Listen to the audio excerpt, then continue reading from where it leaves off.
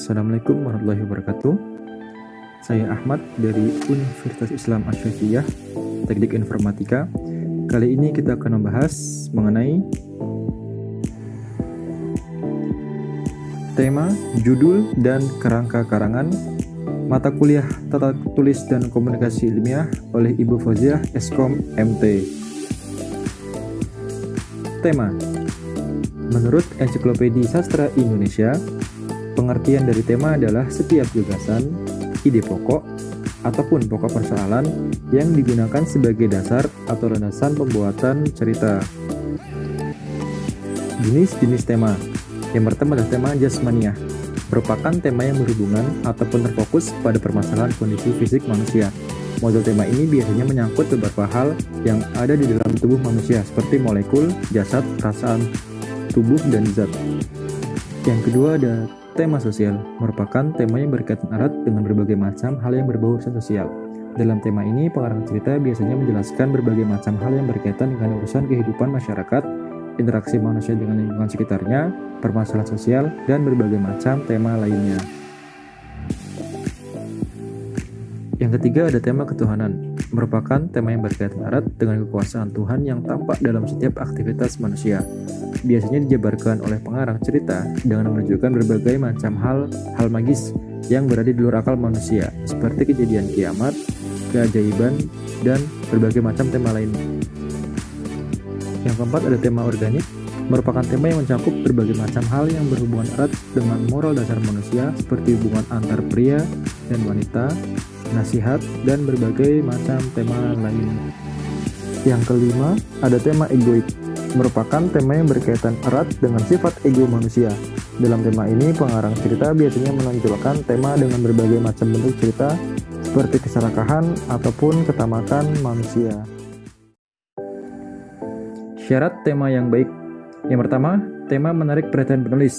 Hal ini memungkinkan penulis berusaha terus-menerus mencari data untuk memecahkan masalah-masalah yang dihadapi. Penulis akan didorong terus-menerus agar dapat menyelesaikan karya tulis itu sebaik-baiknya. Syarat yang kedua adalah tema dikenal atau diketahui dengan baik. Maksudnya bahwa sekurang-kurangnya prinsip-prinsip ilmiah diketahui oleh penulis. Berdasarkan prinsip ilmiah yang diketahuinya, penulis akan berusaha sekuat tenaga mencari data melalui penelitian, observasi, wawancara, dan sebagainya, sehingga pengetahuannya mengenai masalah itu bertambah. Syarat yang ketiga adalah bahan-bahannya dapat diperoleh. Sebuah tema yang baik harus dapat dipikirkan apakah bahannya cukup tersedia di sekitar kita atau tidak. Bila cukup tersedia, hal ini memungkinkan penulis untuk dapat memperolehnya, kemudian mempelajari dan menguasai sepenuhnya.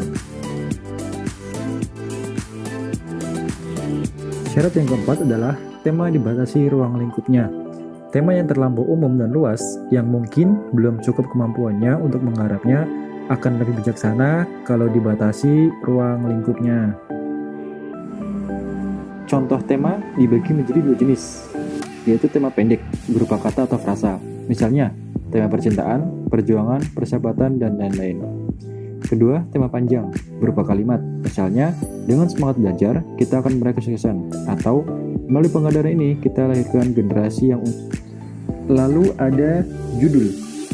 Judul adalah nama yang dipakai untuk buku, bab dalam buku, kepala berita, dan lain-lain.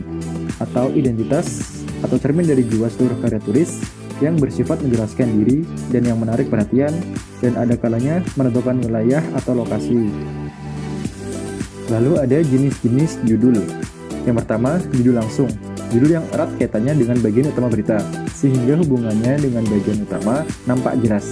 Yang kedua ada judul tak langsung, atau judul yang tidak langsung hubungannya dengan bagian utama berita, tapi tetap menjiwai seluruh isi karangan atau berita.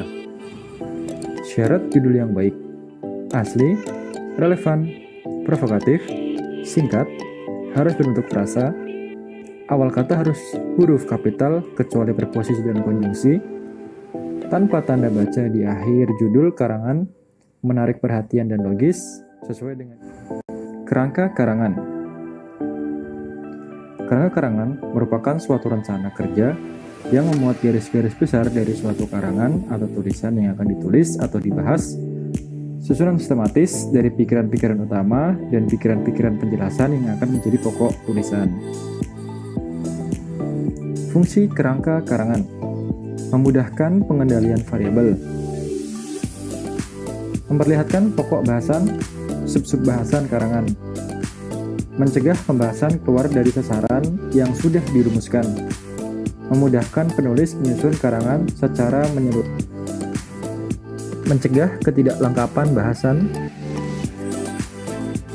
mencegah pengulangan pembahasan ide.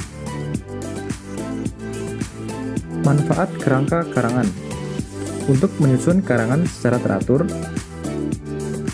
memudahkan penulis menciptakan klimaks yang berbeda-beda, menghindari penggarapan sebuah topik sampai 2 kali atau lebih, memudahkan penulis untuk mencari materi pembantu.